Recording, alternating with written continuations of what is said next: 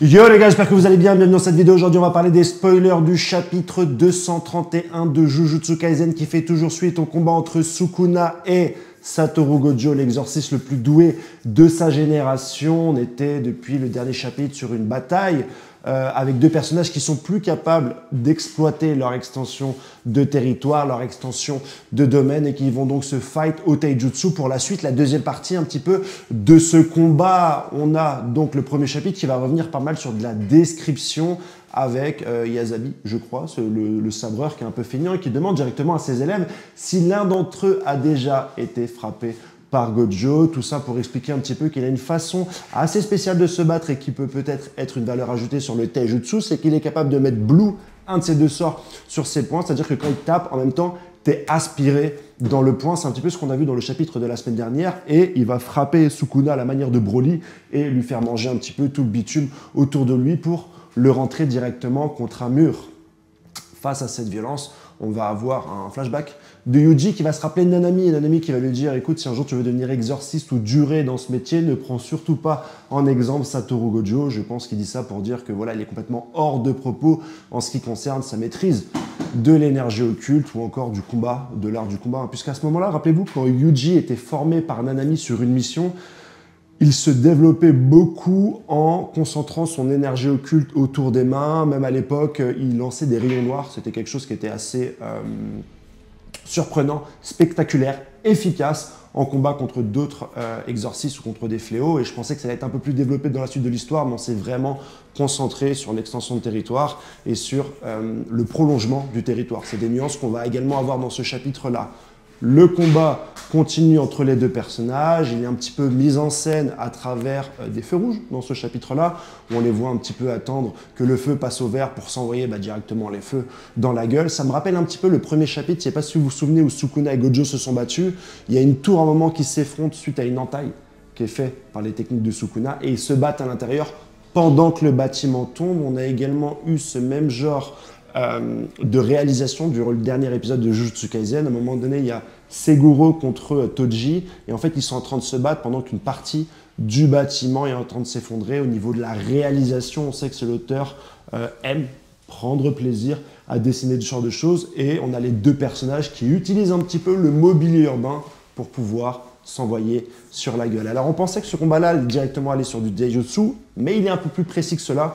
On est sur un des combats les plus précis, intéressant en termes de précision et d'utilisation des techniques de toute l'œuvre. Je pense que la dernière fois que j'ai vu un combat comme ça, c'était la confrontation dans la tour céleste entre Kuroro, Luciférus, et Hisoka, où on a eu une exploitation hyper détaillée du nen et des pouvoirs du nen, et donc des deux personnages, des deux Hatsu, pour arriver à un des combats, certes, des plus compliqués, mais également des plus fournis, si jamais tu prends le temps de lire ce combat plusieurs fois. Et là, entre Satoru Gojo et Sukuna, c'est à peu près la même chose. Et moi, d'ailleurs, j'ai relu l'œuvre plusieurs fois pour bien comprendre les différences entre extension de territoire, prolongement du territoire, ce que tu peux faire, les sorts innés, etc. C'est vraiment un truc que j'ai dû approfondir pour bien comprendre l'œuvre. Et là, tu as un petit peu la même chose dans ce combat-là. Dans cette deuxième partie, l'accent va émettre, donc les personnages ont des morceaux du cerveau un peu grillés. On a vu qu'il y en a qui saignaient du nez et l'autre qui saignait des yeux. Et donc, Sukuna va jouer sur cette roue, donc la roue de Mahoraga. Je l'ai compris la semaine dernière que cette roue-là, tu peux en fait la transférer. Tu peux la transférer, donc Sukuna, il a Megumi, donc qui est dans son âme, et il a Mahoraga, et apparemment, tu peux transférer cette roue. Et cette roue, il y a deux choses à apprendre. La première, cette roue doit prendre des coups pour s'adapter, et ensuite, cette roue va protéger l'utilisateur contre le sort avec lequel il s'est adapté. Donc on a vu dans le chapitre précédent, par exemple, que la roue, il l'a mis sur Megumi, que Megumi s'est mangé l'infini et que donc Mahoraga a pu s'adapter à l'infini. Là, c'est Sukuna directement qui porte la roue et très certainement qu'il va devoir encaisser les attaques, les techniques. Pourquoi est-ce qu'il ne la donne pas à Megumi? Je ne sais pas, mais peut-être que maintenant, Gojo serait capable de faire la différence et d'attaquer Sukuna sans toucher Megumi, j'en sais rien.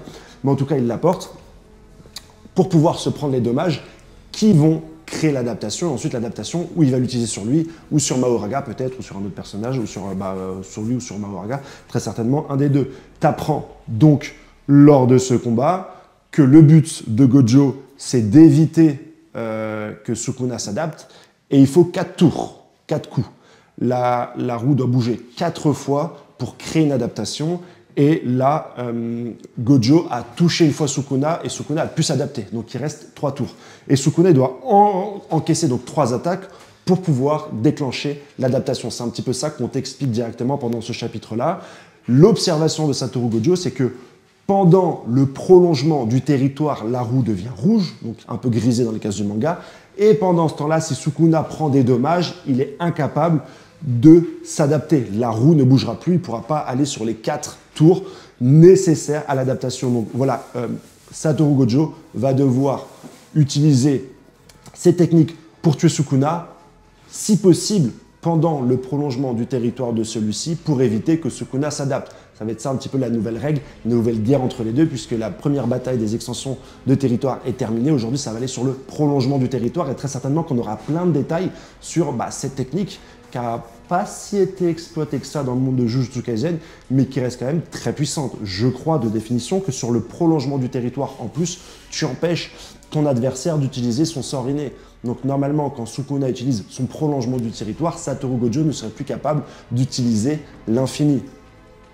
On t'explique aussi, dans ce chapitre-là, mais ça je l'avais compris, que la partie du cerveau qui est endommagée et qui empêche les deux de faire leur extension de territoire ne les empêche pas de faire leur prolongement du territoire.